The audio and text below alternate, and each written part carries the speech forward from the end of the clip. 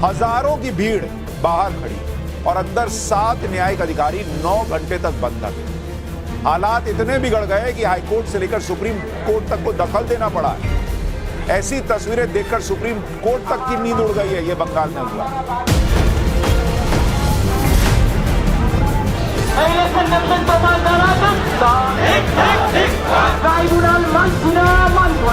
और ये पूरे घटना के पीछे ममता बनर्जी का हाथ है। बंगाल में महाबवाल, एसआईआर अधिकारी बंधक।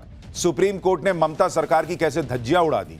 अब क्या होने वाला है? सुप्रीम कोर्ट ने बीच चुनाव ऐसा क्या फैसला सुनाया कि ममता बनर्जी की टेंशन बढ़ जाएगी? अमित शाह का 15 दिन वाला खुला चैलेंज। ममता क्यों बोली बंगाल में राष्ट्रपति शासन लगने वाला है? और इधर आग लगाती भीड़, उधर ओवैसी बीजेपी के हमले। ममता का चुनाव जीतना कितना मुश्किल हो गया है, सबसे पहले इसका चैप्टर।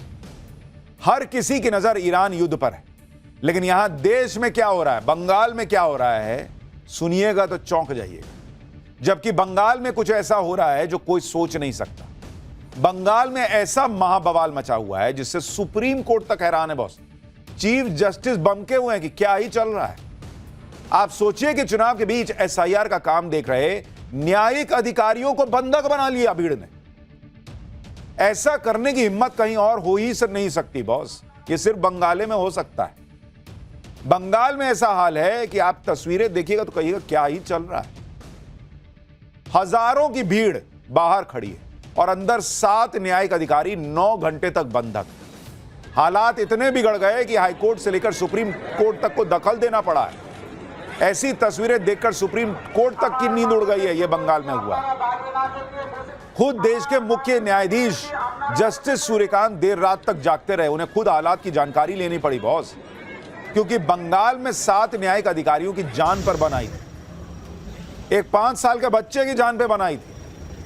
बंगाल के मालदा में कल जो हुआ उसकी एक एक तस्वीर आज आपको दिखाऊंगा तो आप हिल जाएंगे। इन तस्वीरों को देखकर लोग कह रहे हैं कि बंगाल में चुनाव शांतिपूर्ण कराना, भाई ये अलग जंग लड़ने जैसा है।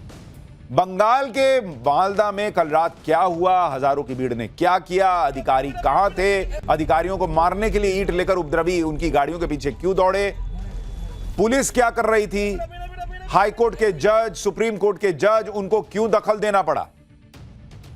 सुप्रीम कोर्ट में आज इस पूरे मामले में बंगाल के प्रशासन, बंगाल सरकार की कैसे धज्जियां उड़ गई। कोर्ट ने बंगाल के बड़े बड़े अधिकारियों को कैसे तलब कर लिया, आज आपको सब बताऊंगा। उधर बंगाल में जो बवाल हुआ उसे लेकर बीजेपी और टीएमसी आमने सामने है। बीजेपी ने इसे ममता बनर्जी की साजिश बताया है, तो ममता बनर्जी ने इसके पीछे बीजेपी का हाथ बता दिया। बीजेपी ने आरोप लगाया कि यह सब रोहिंग्यास को बचाने के लिए हो रहा है, तो ममता बनर्जी ने कहा कि यह सब राष्ट्रपति शासन लगाने के लिए किया जा रहा है। इन आरोपों के बीच आज दिल्ली में पीएम मोदी ने पश्चिम बंगाल के राज्यपाल से मुलाकात की। उधर गृह मंत्री अमित शाह भी आज बंगाल पहुंच गए। पीएम मोदी की बंगाल के राज्यपाल से क्या बात हुई, गृह मंत्री अमित शाह ने ममता बनर्जी को क्या चुनौती दे दी है, ममता क्या कह रही हैं, सुप्रीम कोर्ट क्या कह रहा है, ओवैसी वहां क्या एंगल ले आए हैं, क्या राष्ट्रपति शासन लगेगा चुनाव के पहले, बहुत कुछ है आज बताने को। लेकिन पहले एक झलक देखिए।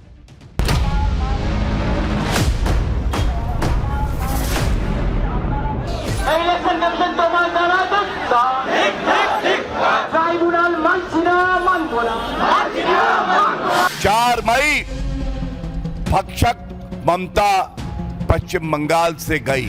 और ये पूरे घटना के पीछे ममता बनर्जी का हाथ है। ममता बनर्जी का उस्काने वाला जो बयान आया, उस बयान के कारण ही इस तरीके की घटना घटी है। কাল কে যে ঘটনা মালদায় ঘটেছে জানি না কারা করেছে, আমাকে কোনো ইনফরমেশন এরা দেয় না। इस सरकार को बदल दो, ममता बनर्जी को बाय बाय टाटा कर दो।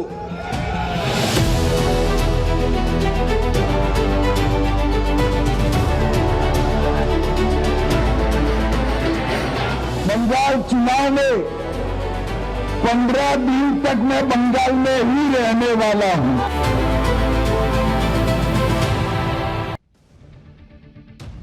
बंगाल में 23 अप्रैल को पहले राउंड का चुनाव है। अभी 20-21 दिन बचे हैं, लेकिन ऐसा हाल हो रखा है कि लोग कह रहे हैं कि चुनाव करवाना भाई अलग युद्ध लड़ने जैसा है। क्योंकि आप देखिए बंगाल के मालदा में जो हुआ, आपने ऐसी तस्वीरें नहीं देखी। कैसे मालदा का यह बवाल सुप्रीम कोर्ट तक पहुंच गया, आज आपको बताऊं। और सुप्रीम कोर्ट ने राज्य सरकार और प्रशासन की कैसे धज्जियां उड़ा दी, एक एक बात आपको बताऊंगा। और कैसे ममता बनर्जी की टेंशन बढ़ जाएगी। कल दोपहर को मालदा के कालियाचक में एसआईआर से जुड़ी आपत्तियों को सुनने के लिए 7 जुडिशियल ऑफिसर्स बीडीओ ऑफिस में जुटे हुए। बीडीओ ऑफिस के बाहर कुछ लोग जुडिशियल ऑफिसर से मुलाकात की मांग करने लगे, लेकिन उनको एंट्री नहीं मिली। इसके बाद इन लोगों ने दोपहर 3:30 बजे से 4 बजे के करीब ऑफिस को घेर लिया। इन जुडिशियल ऑफिसर्स को सैकड़ों की भीड़ ने घेर लिया। आप देख रहे हैं भीड़। बीडीओ ऑफिस का घेराव करके इन्हें बंधक बना लिया गया और करीब 9 घंटे ये जुडिशियल ऑफिसर्स बंधक बने रहे, न्यायिक अधिकारी। दावा है कि ये वो भीड़ थी जो एसआईआर में नाम कटने से गुस्से में थी। भाई नाम कट गया तो गुस्से में आओगे तो बंधक बना लोगे, उसी नाम को लेकर ही तो वहां वो बैठे हुए थे ना न्याय देने के लिए। इस भीड़ ने बीडीओ ऑफिस से जुडिशियल ऑफिसर्स को निकलने ही नहीं दिया। दोपहर से रात हो गई, जुडिशियल ऑफिसर्स बिना खाना पानी के बंधक बने रहे। और इन 7 जुडिशियल ऑफिसर्स में 3 महिला अधिकारी थी और एक 5 साल का बच्चा भी था, किसी का बच्चा भी वहां पे था। जैसे तैसे जब आधी रात को जुडिशियल ऑफिसर्स को रेस्क्यू करके बाहर लाया गया तो उनकी गाड़ी पे हमले शुरू हो गए। देख रहे हैं आप, गाड़ी जा रही है, भर रास्ता हमला हो रहा है। ये बंगाल है बॉस। इतना ही नहीं, जुडिशियल ऑफिसर्स की गाड़ी पर पथराव हुआ, ईंट और डंडे से हमले हुए, गाड़ी के शीशे फूट गए। किसी तरह हिंसक भीड़ से बचते बचाते जुडिशियल ऑफिसर्स को निकाला गया। बंगाल में एसआईआर के दौरान जो नाम कटे हैं, उन्हें लेकर जिन लोगों को आपत्ति है, उनकी आपत्ति को ही सुनने के लिए दूसरे राज्यों से जुडिशियल ऑफिसर्स बुलाए गए। ये उसी आपत्ति को दूर करने के लिए लोग गए थे जिनको बंधक बना लिया गया। इन जुडिशियल ऑफिसर्स का काम यह है कि एसआईआर की प्रक्रिया के दौरान जिन लोगों का नाम अभी रिव्यू कैटेगरी में, यानी ये देखा जा रहा है कि उनके नाम वोटर लिस्ट में रहेंगे या हटाए जाएंगे, उन आपत्तियों को सुनना जाए, इसके लिए इनकी तैनाती हुई है। और इनकी नियुक्ति सुप्रीम कोर्ट के आदेश पर हुई है, बीजेपी सरकार ने नहीं भेजा इनको। इलेक्शन कमीशन ने अपने मन से नहीं भेज दिया है, सुप्रीम कोर्ट ने कहा कि ये करो। इसलिए जब जुडिशियल ऑफिसर्स पर हमला हुआ तो सुप्रीम कोर्ट भयंकर भड़क गया। मालदा की घटना पर सुप्रीम कोर्ट ने खुद से संज्ञान लिया और इस मामले में सुनवाई करते हुए chief justice of India Suryakant ने बंगाल प्रशासन की तगड़ी क्लास लगा दी। सीजीआई ने इस मामले में बहुत सख्त स्टैंड लिया और कहा कि मालदा की घटना पूर्व नियोजित थी, मतलब प्री प्लान्ड थी बॉस। ये सीजीआई कह रहे हैं और उन्होंने कहा कि इसका उद्देश्य न्यायिक अधिकारियों को हतोत्साहित करके पूरी प्रक्रिया को पटरी से उतार देना था। कोर्ट ने कहा कि प्रशासन पूरी तरह फेल हो गया। यह मामला सिर्फ जुडिशियल ऑफिसर्स पर हमले का नहीं, बल्कि यह सीधा सुप्रीम कोर्ट की अथॉरिटी को चैलेंज करना है। सुप्रीम कोर्ट ने कहा कि राज्य के शीर्ष अधिकारी, जिसमें मुख्य सचिव भी शामिल हैं, वो अपने कर्तव्यों का पालन नहीं कर पाए।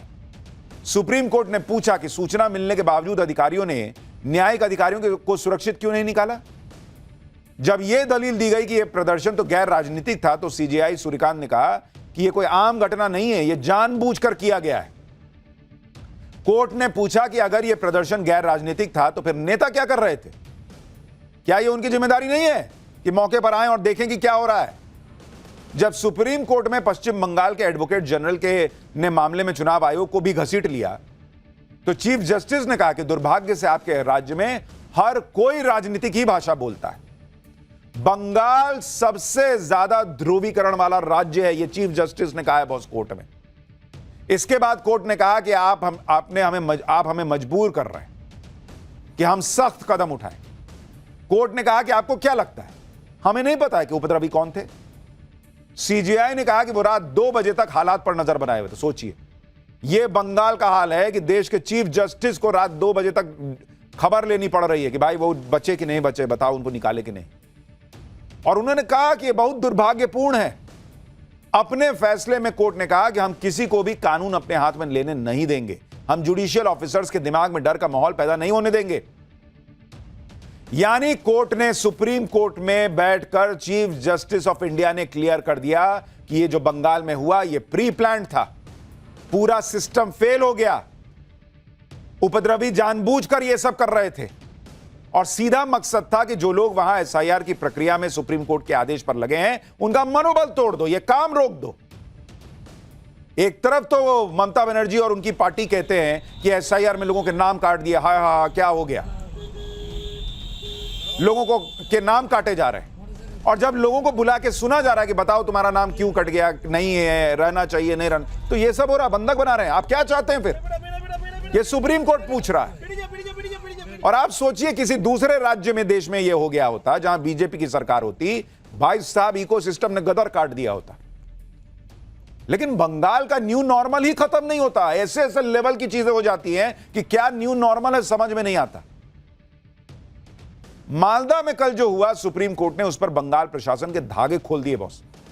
सुप्रीम कोर्ट ने पूरी टाइमलाइन निकाल ली, कहा कि बंगाल में कैसे जानबूझकर यह सब होने दिया गया। आप देखिए, सुनवाई के दौरान यह तथ्य सामने आया कि कल दोपहर को मालदा के कालियाचक में बीडीओ ऑफिस में 7 जुडिशियल ऑफिसर्स एसआईआर पर सुनवाई के लिए बैठे हुए। दोपहर को 3:30 बजे कुछ उपद्रवियों ने बीडीओ ऑफिस का घेराव शुरू किया, 3:30 बजे। उसके बाद सीजीआई ने कहा कि अगर आप घटना की टाइमलाइन देखेंगे तो हैरान रह जाएंगे, क्योंकि दोपहर को 3:30 बजे यह हुआ तो हाईकोर्ट के रजिस्ट्रार जनरल ने तुरंत इसकी सूचना प्रशासन को दे दी। आप सोचिए, हाईकोर्ट के रजिस्ट्रार जनरल ने कहा कि देखो वहां यह सब हो रहा है, कुछ करो यार। इसके बावजूद रात के 8:30 बजे तक कोई एक्शन नहीं हुआ। ये सीजीआई कह रहे हैं बॉस कि 5 घंटे सोए हो तुम लोग। इसके बाद रजिस्ट्रार जनरल ने गृह सचिव और डीजीपी को संपर्क किया, उसमें भरोसा दिया गया कि हां जल्द एक्शन हो जाएगा सर। फिर भी एक्शन नहीं हुआ। आप लेवल सोचिए बॉस, यहां तक कि जुडिशियल ऑफिसर्स को खाना पानी मिल सके इसकी भी व्यवस्था नहीं की गई। आप सोचिए, जो 7 लोग फंसे थे, एक बच्चा फंसा हुआ है, 3 महिलाएं फंसी हुई हैं, सैकड़ों की भीड़ बाहर जो है वो आग लगा रही है, हंगामा कर रही है, नारे लगा रही है, कहीं टायर जला रही है। उनको तो लगा होगा कि आज निपट गए, और जो बाकी लोग इस काम में लगे हैं वो कैसे काम करेंगे, इसको देख के यही तो डर पैदा किया जा रहा है। इसके बाद कलकत्ता हाईकोर्ट के चीफ जस्टिस को दखल देना पड़ा। कलकत्ता हाईकोर्ट के चीफ जस्टिस ने गृह सचिव और डीजीपी को ग्रुप कॉल में लिया। ग्रुप कॉल हुआ, उसके बाद गृह सचिव और डीजीपी हाईकोर्ट के चीफ जस्टिस के घर पहुंचे। जिन जुडिशियल ऑफिसर्स को बंधक बनाया गया था उन्हें आधी रात को वहां से निकाला जा सका। उन्हें वहां से निकालने के बाद भी जुडिशियल ऑफिसर्स की गाड़ियों पर पथराव हुए, डंडे ईंट से हमला हुआ। चीफ जस्टिस ने कहा कि कलेक्टर भी रात को 11 बजे वहां पहुंचे। उन्होंने कहा कि मौखिक तौर पर उन्हें रात में बहुत सख्त आदेश देने पड़े। सुप्रीम कोर्ट ने यह भी बताया कि कलकत्ता हाईकोर्ट के चीफ जस्टिस के लेटर से यह पता चला कि वो राज्य के मुख्य सचिव से भी संपर्क नहीं कर पाए, क्योंकि मुख्य सचिव ने अपना व्हाट्सएप वाला नंबर ही नहीं दिया हुआ था। इस वजह से उनसे संपर्क नहीं हो पाया। आप सोचिए बॉस, इस देश के अंदर जिसे दुनिया का सबसे बड़ा लोकतंत्र कहा जाता है, वहां लोकतांत्रिक प्रक्रिया का काम करने के लिए जो लोग गए हुए हैं उनके साथ ऐसी चीज हो जाती है, कोई बचाने वाला नहीं है। बचाने के लिए जान कौन लगा रहा है? कलकत्ता हाईकोर्ट। बचाने के लिए जान कौन लगा रहा है? Supreme court. सुप्रीम कोर्ट के चीफ जस्टिस रात को 2-2 बजे तक उठकर आदेश दे रहे हैं, बचाओ उसको, निकालो उनको। यह तो बंगाल में सेफ्टी का आलम है, और आप कह रहे हैं कि चुनाव जो है वो आराम से हो जाएगा। ये तस्वीरें देखने के बाद कौन अधिकारी एसआईआर का काम कर पाएगा बॉस? कौन आदमी जो है वो जाके आराम से वोट दे पाएगा? पिछला पोस्ट पोल वायलेंस तो पब्लिक भूल ही नहीं थी, ये तो प्री पोल वायलेंस जैसा हाल हो गया। आप सोचिए, बंगाल में चुनाव का टाइम है, इतना संवेदनशील टाइम होता है, उस वक्त जब जुडिशियल ऑफिसर ही सुरक्षित नहीं है, 9-9 घंटे बंधक बना लिया जा रहा है, हाईकोर्ट के चीफ जस्टिस से लेकर सीजीआई को दखल देना पड़ रहा है। पब्लिक सेफ महसूस करती होगी वहां। भाई ये तो जुडिशियल ऑफिसर थे, सीजीआई तक ने फोन लगा दिया, हाईकोर्ट के चीफ जस्टिस ने फोन लगा दिया। पब्लिक के साथ जो होता वो किसको फोन करेगी? मालदा में जो हुआ उसे लेकर बीजेपी ने ममता बनर्जी को घेर लिया। बीजेपी ने आरोप लगाया कि ममता बनर्जी रोहिंग्यास को बचाने के लिए सब कर रही है, रोहिंग्या के लिए सर्वोच्च न्यायालय को चुनौती देंगी, और ममता बनर्जी जी मूक दर्शक बनी रहेंगी। और पश्चिम बंगाल की जनता भी आज कह रही है, 4 मई भक्षक ममता पश्चिम बंगाल से गई। पूरे घटना के पीछे ममता बनर्जी का हाथ है। ममता बनर्जी का उस्काने वाला जो बयान आया, उस बयान के कारण ही इस तरीके की घटना घटी है। इधर बीजेपी ने मालदा के लिए ममता को जिम्मेदार बताया, उधर ममता बनर्जी ने बीजेपी और चुनाव आयोग पर ठीकरा फोड़ दिया। ममता बनर्जी ने कहा कि बंगाल का प्रशासन उनके हाथ में है ही नहीं, लॉ एंड ऑर्डर अब चुनाव आयोग के कंट्रोल में, और वो अमित शाह की सुनते हैं। आगे ममता बनर्जी ने आरोप लगाया कि डीजीपी से लेकर एसपी तक सभी को बदल दिया है, उनकी सारी शक्तियां चुनाव आयोग को सौंप दी गई हैं। यह एक तरह से सुपर राष्ट्रपति शासन जैसा है। ममता बनर्जी आरोप लगा रही हैं कि मालदा की घटना किसने की उन्हें कुछ पता ही नहीं है। चीफ सेक्रेटरी ने अभी तक उनसे बात नहीं की है, उन्हें घटना की कोई जानकारी नहीं दी जा रही है। मीडिया से पता चला है कि घेराव हो रहा है। आगे ममता बनर्जी ने दावा किया कि अपनी हार को सामने देखते हुए बीजेपी विधानसभा चुनावों को रद्द करवाना चाहती है ताकि बंगाल में राष्ट्रपति शासन लगाया जा सके। सुनिए मालदा पर हुए बवाल पर ममता बनर्जी क्या कह रही है। কালকে যে ঘটনা মালদায় ঘটেছে জানি না কারা করেছে, কিন্তু আমার কাছে কেউ কোনো খবর দেয়নি, কারণ এখানকার চিফ সেক্রেটারি আমার সাথে আজ পর্যন্ত কলন করেনি, আমাকে কোনো ইনফরমেশন এরা দেয় না। ममता बनर्जी कह रही है भाई उनको कुछ पता नहीं, तो सुप्रीम कोर्ट को बताना चाहिए था कि मुझे कुछ नहीं पता, सब बीजेपी ने करवा दिया। और बीजेपी से तो पब्लिक इतने दिन से पूछ रही है कि बंगाल में राष्ट्रपति शासन लगाते क्यों नहीं है। उनको खाली ये बताना रहता है कि ममता बनर्जी देखो क्या कर रही है, ममता बनर्जी देखो क्या कर रही है। उनको लगाना रहता तो अभी तब तक नहीं लगा दिए होते। अब बीच चुनाव में राष्ट्रपति शासन लगेगा। मालदा की घटना पर जबरदस्त राजनीति चल रही है, लेकिन सुप्रीम कोर्ट की असली चिंता जुडिशियल ऑफिसर्स की सुरक्षा है, क्योंकि बंगाल में 700 जुडिशियल ऑफिसर्स को तैनात किया गया है। इनमें से कुछ जुडिशियल ऑफिसर्स ओडिशा और झारखंड से आए हुए। एसआईआर की प्रक्रिया के दौरान जो 60 लाख आपत्तियां हैं, उनको ये लोग देख रहे हैं। मालदा की घटना के बाद जुडिशियल ऑफिसर्स की सुरक्षा के लिए सुप्रीम कोर्ट ने कुछ सख्त फैसले किए। कोर्ट ने इस मामले की जांच सीबीआई या एनआईए से कराने के आदेश दे दिए हैं। कोर्ट के आदेश पर जांच सीबीआई को सौंप भी दी गई।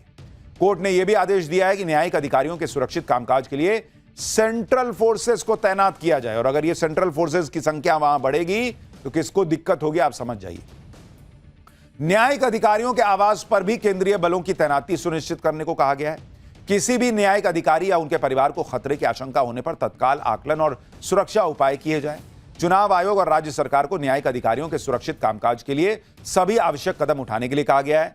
कोर्ट ने कहा कि एक वक्त में ज्यादा से ज्यादा 2 से 3 लोग ही न्यायिक अधिकारियों के सामने आपत्ति दर्ज कराने के लिए जाएं। 5 से ज्यादा लोगों को जमा न होने दिया जाए। कोर्ट ने अधिकारियों की क्लास लगाते हुए कहा कि मुख्य सचिव, डीजीपी, डीएम, एसपी सबको यह बताना होगा कि क्यों पर्याप्त एक्शन नहीं लिया गया। कोर्ट ने राज्य के टॉप अधिकारियों को 6 अप्रैल को ऑनलाइन सुनवाई के दौरान पेश होने के लिए भी कहा है। यानी मोटे तौर पर सुप्रीम कोर्ट को भी बंगाल के अधिकारियों, बंगाल की पुलिस किसी पे भरोसा नहीं रह गया। तभी तो वो कह रहा है ना कि भाई सेंट्रल फोर्सेस भेजो ताकि वो सुरक्षा मिल सके। सुप्रीम कोर्ट की फटकार के बाद बंगाल प्रशासन में हड़कंप मचा हुआ है। चुनाव आयोग ने डीजीपी से रिपोर्ट तलब की है। डीजीपी ने जुडिशियल ऑफिसर्स की सुरक्षा को पुख्ता करने का निर्देश दिया है। मालदा की घटना पर एक्शन भी हुआ। 18 उपद्रवियों को गिरफ्तार किया गया है। जो आरोपी गिरफ्तार हुए हैं उसमें इंडियन सेक्युलर फ्रंट का उम्मीदवार शाहजहां अली भी शामिल है। मालदा की घटना पर बीजेपी और टीएमसी आमने सामने है। दूसरी तरफ कांग्रेस ने इस घटना की निंदा की। अखिलेश यादव ने भी इसे दुर्भाग्यपूर्ण बताया, लेकिन आरोप बीजेपी पर मढ़ दिए। सुप्रीम कोर्ट ने जब किसी को डेप्यूट किया है, उसको आप बंधक बनाओगे तो फिर जुडिशियल प्रोसेस या जुडिशियली डायरेक्टेड प्रोसेस होगा कैसे। और अल्टीमेटली सुप्रीम कोर्ट ने ये सब जो स्टेप लिया था वो प्रजातंत्र को बचाने के लिए लिया था। और जो हम लोग वेस्ट बंगाल में देख रहे हैं, इतने अधिकारियों को हटाया गया है, और अधिकारियों को इसलिए हटाया गया है कि वो इलेक्शन कमीशन का निर्देश सीधा माने। तो अगर कोई घटना घटी है और किसी तरह की कोई बात सामने आई है तो इलेक्शन कमीशन इसलिए भी जिम्मेदार बनता है क्योंकि चीफ सेक्रेटरी और डीजीपी और बड़े बड़े अधिकारी बंगाल में हटाए गए हैं। इधर सुप्रीम कोर्ट का जोर इस बात पर है कि कोई डर का माहौल ना बना पाए, कोई एसआईआर की प्रक्रिया के बीच में ना आ पाए। उधर मालदा में एसआईआर को लेकर जगह जगह प्रदर्शन हो रहे। आज सुबह मालदा के इंग्लिश बाजार से सटे हाईवे पर उग्र भीड़ जुट गई और रास्ता रोकने लगी। इस भीड़ ने पुलिस की गाड़ी पर ही पथराव कर दिया। पुलिस की गाड़ी चला रहा व्यक्ति घायल हो गया। मालदा के मंगलबाड़ी इलाके में भी कुछ लोगों ने हाईवे जाम कर दिया। ये लोग वोटर लिस्ट से नाम कटने का विरोध कर रहे हैं। प्रदर्शनकारियों का आरोप है कि मुस्लिम समुदाय के सदस्यों को जानबूझकर वोटर लिस्ट से हटा दिया गया। उन्होंने चेतावनी दी है कि जब तक उनके नाम वोटर लिस्ट में शामिल नहीं किए जाते तब तक यह विरोध प्रदर्शन अनिश्चित काल तक जारी रहेगा। मालदा में बवाल क्यों हुआ, इसके पीछे कौन है, इसका सच सामने आना जरूरी है, क्योंकि यही वो जिला है जहां असदुद्दीन ओवैसी और बंगाल के ओवैसी की जुगलबंदी ममता बनर्जी पर भारी पड़ सकती है। मालदा जिले में विधानसभा की 12 सीटें और यहां मुस्लिम आबादी 51% से ज्यादा है। और पिछले चुनावों का अगर आप पैटर्न देखिएगा तो मालदा का वोटर तेजी से स्विंग करता दिखा। 2021 में मालदा की 12 में से 8 सीटें टीएमसी ने जीती, जबकि बीजेपी को 4 मिली। 2016 के चुनाव में लेफ्ट और कांग्रेस ने मालदा में कुल 10 सीटें जीत ली, 1 सीट बीजेपी को मिली, वहीं टीएमसी का खाता तक नहीं खुला। वहीं 2024 के लोकसभा चुनाव में यहां टीएमसी का पत्ता साफ हो गया। मालदा दक्षिण लोकसभा सीट कांग्रेस ने जीती, जबकि मालदा उत्तर सीट पर बीजेपी को जीत मिली। ऐसे में अगर इस बार मालदा के मुस्लिम वोटर असदुद्दीन ओवैसी और बंगाल के ओवैसी की तरफ स्विंग कर गए तो यहां ममता बनर्जी के साथ 2016 वाला खेला हो सकता है। इसलिए बंगाल में ओवैसी की एंट्री से ममता बनर्जी बौखलाई हुई है। हर बात के लिए बीजेपी को जिम्मेदार बता रही ममता बनर्जी ने बंगाल में ओवैसी की एंट्री को भी बीजेपी की ही साजिश बता दिया। ममता बनर्जी ने ओवैसी और बंगाल के ओवैसी हुमायूं कबीर का नाम लिए बिना कहा कि हैदराबाद से कुछ लोग आए हैं और बीजेपी ने यहां के कुछ गद्दारों को भड़काने के लिए पैसे दिए, जनता उनके उकसावे में ना आए। आगे ममता बनर्जी ने कहा कि बीजेपी ने वोट बांटने के लिए हैदराबाद से लोगों को भेजा है। ममता बनर्जी बंगाल में ओवैसी की एंट्री से इसलिए भी बौखलाई हुई हैं क्योंकि मुर्शिदाबाद में असदुद्दीन ओवैसी की बंगाल के ओवैसी के साथ हुई पहली ज्वाइंट रैली में मुस्लिम वोटर्स का सैलाब उमड़ा हुआ नजर आया, जिन्हें अपने पाले में करने के लिए ओवैसी ने ममता बनर्जी ही नहीं पीएम मोदी का भी डर दिखा दिया। सुनिए ओवैसी का मुर्शिदाबाद रैली में दिया हुआ यह बयान। 23 तारीख को आपको इसलिए वोट डालना है ताकि आप ममता की गुलामी से आजाद हो जाएं और मोदी के खौफ से आपको आजाद होना पड़ेगा, ताकि दिल्ली में मोदी को मालूम हो जाए, कोलकाता में ममता को मालूम हो जाए कि आप ये बंगाल का मुस्लिम अकलियत बेदार हो चुका है। एक तरफ ओवैसी और बंगाल के ओवैसी ने ममता की टीम में हड़कंप मचाया हुआ है, दूसरी तरफ नरेंद्र मोदी और अमित शाह ने पसीने छुटा रखे हैं। आप देखिए कि मालदा में बवाल के बीच आज बंगाल चुनाव में अमित शाह की धमाकेदार एंट्री हो गई। अमित शाह ने भवानीपुर में बीजेपी कैंडिडेट शुवेंदु अधिकारी के समर्थन में रोड शो किया। रोड शो में लोगों की भारी भीड़ दिखी। अमित शाह नॉमिनेशन के दौरान भी शुवेंदु अधिकारी के साथ मौजूद रहे और ताल ठोक कर ऐलान कर दिया कि वो तो 15 दिन बंगाल में ही रहने जा रहे हैं। सुनिए एक बार। बंगाल चुनाव में 15 दिन तक मैं बंगाल में ही रहने वाला हूं। आप सभी के साथ बातचीत करने का बहुत मौका मिलने वाला है। यानी अमित शाह अपने काडर को भी ये मैसेज दे रहे हैं कि डरने की कोई जरूरत नहीं है, मैं तुम्हारे साथ यहां खड़ा रहूंगा। हारे जीते वो तो बात की बात है, लेकिन मिलकर लड़ेंगे। दरअसल जिस वक्त अमित शाह का रोड शो भवानीपुर के कालीघाट में ममता बनर्जी के घर के पास से गुजरा, वहां पहले से मौजूद टीएमसी के कार्यकर्ताओं ने बीजेपी के विरोध में नारेबाजी शुरू कर दी। ममता की टीम को लगता है कि एसआईआर से भी खेला हो गया है। ऐसे में ममता बनर्जी चौतरफा घिरी हुई। ममता का डर यह है कि एसआईआर में जितने वोट कटे और पिछली बार भवानीपुर का जो रिजल्ट आया था उसका गणित मुसीबत बढ़ा रहा, क्योंकि 2021 में अगर आप देखेंगे भवानीपुर में उपचुनाव हुआ था, क्योंकि ममता बनर्जी तो अपनी सीट हार गई थी। तो अगर आप देखेंगे भवानीपुर, वहां 2021 में जो उपचुनाव हुआ उसमें ममता बनर्जी चुनकर आई थी और ममता बनर्जी के जो जीत का अंतर था, जीत का अंतर ममता के लिए वो भवानीपुर के अंदर था, करीब 58,835 वोट का अंतर था। इतने से ममता बनर्जी जीती थी। एसआईआर में कितने नाम कटे हैं? एसआईआर में भवानीपुर में कितने नाम कटे? अगर आप देखेंगे भवानीपुर के अंदर तो जो नाम कटे हैं वो है कटे हैं करीब 47,000 बॉस। अब ये वोटर्स पर अभी सस्पेंस कितना है? सस्पेंस वाले जिनके नाम हो सकता है कट जाएं, रह जाएं, ऐसे नाम जो हैं वो है करीब 14,000। तो वोट कटे प्लस सस्पेंस वाला जोड़ दीजिए तो ये दोनों जोड़ के जो है प्लस वो हो जाता है 61,000। और ममता बनर्जी की जीत का आंकड़ा कितना था? 58,000। अब ऐसा नहीं कि सब ममता बनर्जी के वोटर के ही नाम कट गए होंगे, लेकिन एक अंदाजा लग रहा है या लगाया जा रहा है कि भाई अगर ये उनको ज्यादा नुकसान हुआ है क्योंकि वहां उनका गढ़ है और उनके वोटर के नाम कट गए हैं ज्यादा, तो ममता बनर्जी को के लिए वहां पर शुवेंदु अधिकारी से ये जो लड़ाई है वो और दिलचस्प होगी, क्योंकि उन्होंने नंदीग्राम में तो ममता बनर्जी को हरा ही दिया था। इसलिए अमित शाह ने खुद वहां मोर्चा संभाल लिया है आज खुद वो पहले वहां चले गए। देखिए क्या कह रहे हैं। शुभेंदुदा हमारे नंदीग्राम से लड़ना चाहते थे। मैंने शुभेंदुदा को कहा था कि सिर्फ नंदीग्राम नहीं, ममता के घर में जाकर उसको हराना। और इनका रिकॉर्ड है, गत चुनाव में ममता बंगाल में सरकार तो बना पाई थी, मगर ममता दीदी नंदीग्राम में शुभेंदुदा के सामने चुनाव हार गई थी। बंगाल चुनाव में इस बार बीजेपी ने ममता बनर्जी को सत्ता से उखाड़ फेंकने के लिए पूरा जोर लगा दिया। अमित शाह बंगाल में 15 दिन तक डेरा डालने का ऐलान कर चुके हैं और अब पीएम मोदी भी बंगाल पहुंचने वाले हैं। 5 अप्रैल को प्रधानमंत्री नरेंद्र मोदी बंगाल के कूच बिहार में चुनावी रैली करेंगे। बंगाल चुनाव की तारीखों के ऐलान के बाद यह पीएम मोदी की बंगाल में पहली रैली हो। बीजेपी का प्लान है कि पीएम मोदी की रैली के बाद 9 अप्रैल से पूरे राज्य में धुआंधार प्रचार शुरू कर दिया जाए। पीएम मोदी की पहली चुनावी रैली कूच बिहार में रखना इसलिए भी इंपॉर्टेंट है क्योंकि 2021 के चुनाव में बीजेपी ने कूच बिहार की 9 में से 7 विधानसभा सीटों पर जीत हासिल की थी। बीजेपी के लिए जीत हौसला बढ़ाने वाली रही थी क्योंकि साल 2016 के चुनाव में बीजेपी को कूच बिहार में एक भी सीट नहीं मिली थी। सभी 8 सीटें टीएमसी ने जीती थी। बंगाल के मालदा में हुए भयंकर बवाल और उस पर सुप्रीम कोर्ट की नाराजगी के बीच आज बंगाल के राज्यपाल आरएन रवि पीएम मोदी से मिलने दिल्ली पहुंचे। हालांकि इस मुलाकात में किस मुद्दे पर बात हुई इसकी जानकारी अभी तक सामने नहीं आई है, लेकिन बंगाल में चुनाव से मचे बवाल को लेकर इस मुलाकात के कई मायने निकाले जा रहे हैं। बंगाल चुनाव में ममता बनर्जी का आज उस वक्त एक और झटका लगा उनको जब ईडी ने टीएमसी का इलेक्शन मैनेजमेंट देख रही कंपनी आईपैक के ठिकानों पर ताबड़तोड़ छापेमारी शुरू कर दी।